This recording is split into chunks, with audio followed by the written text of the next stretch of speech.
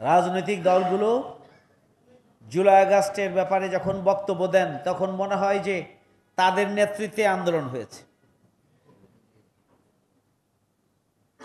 অথচ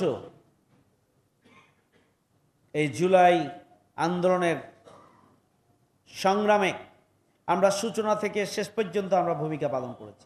শেষে আমরা শহীদ পরিবার এবং আহত পরিবারদের নিয়ে আমরা কাজ করেছি, তাদের পাশে আমরা দাঁড়িয়েছি, তাদেরকে আর্থিক অনুদান দিয়েছি, তাদের চিকিৎসার জন্য আমরা চেষ্টা করেছি হসপিটালগুলোতে ঘুরে ঘুরে ব্যবস্থা করার জন্য, আবার ডেকে নিয়ে আমরা সহযোগিতা করেছি, পরিবারে গিয়ে আমরা সহযোগিতা করেছি, এলাকায় গিয়ে আমরা সহযোগিতা করার জন্য চেষ্টা করেছি।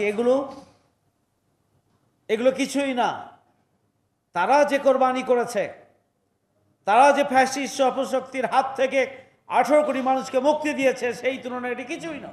বিগত 2024 সালের জুলাই আগস্ট যে গণঅভ্যুত্থান, এই গণঅভ্যুত্থান শুধু বাংলাদেশের জন্যই নজিরবিহীন গণঅভ্যুত্থান নয়, বরং এই গণঅভ্যুত্থান হচ্ছে আগামী দিনের ভবিষ্যৎ পৃথিবীর জন্য, দেশে দেশে ফ্যাসিস্ট অপশক্তির জন্য শিক্ষা, আর ফ্যাসিস্ট অপশক্তির হাত থেকে মজলুম জনতার মুক্তির জন্য কিভাবে জীবন দিতে হয়, কিভাবে নিজেদের জীবনকে উৎসর্গ করতে হয়, সেই নতুন ইতিহাসের ধারা তৈরি করেছে বাংলাদেশ জুলাই আগস্টের গণঅভ্যুত্থান। গোটা পৃথিবীর প্রান্তরে প্রান্তরে যে জনগোষ্ঠী রয়েছে, নির্যাতন নিপীড়িত জনগোষ্ঠী, সেই জনগোষ্ঠীর জন্য এটা অনেক বড় অনুপ্রেরণার বিষয় এবং এটি অনুপ্রেরণার উৎস হয়ে থাকবে জুলাই আগস্টের গণঅভ্যুত্থান। সম্মানিত উপস্থিতি, বাংলাদেশ জামায়াত ইসলামী আমরা বারবার বলে আসছি, শহীদ পরিবারের পুনর্বাসন করতে হবে, আহতদেরকে পুনর্বাসনের উদ্যোগ গ্রহণ করতে হবে। একটা রাষ্ট্র, একটু আগে আপনারা শুনেছিলেন, খুবই দুর্ভাগ্যজনক, আমাদের সরকার বাহাদুর কি পারতেন না যে একটা প্রোগ্রাম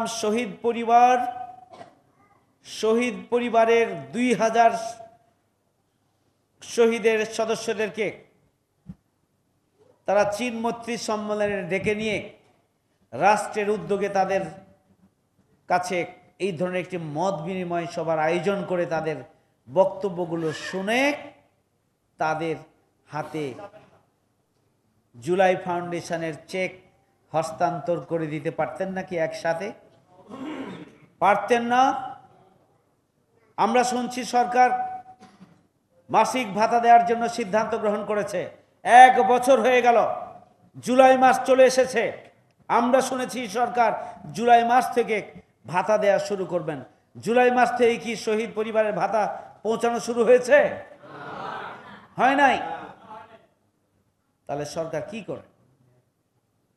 যাদের রক্ত এবং জীবনের বিনিময়ে নতুন বাংলাদেশ পেয়েছি আমরা, যাদের রক্ত এবং জীবনের বিনিময়ে আজকে আপনারা দেশ পরিচালনার দায়িত্ব পেয়েছেন, সবার আগে দায়িত্ব ছিল অগ্রাধিকারের ভিত্তিতে শহীদ পরিবারকে সম্মানিত করা, মর্যাদায় অধিষ্ঠিত করা, রাষ্ট্রীয় পদক দেয়া এবং তাদের আত্মকর্মসংস্থানের জন্য ব্যবস্থা গ্রহণ করা।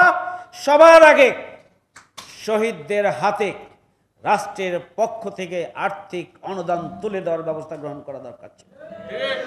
রাজনৈতিক দলগুলো, সরকার যদি আপনাদের ভুলেও যায়,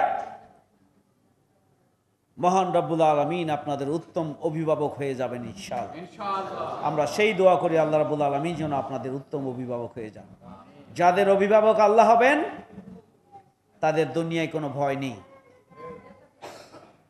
কারণ আল্লাহই হচ্ছেন সর্বোত্তম অভিভাবক।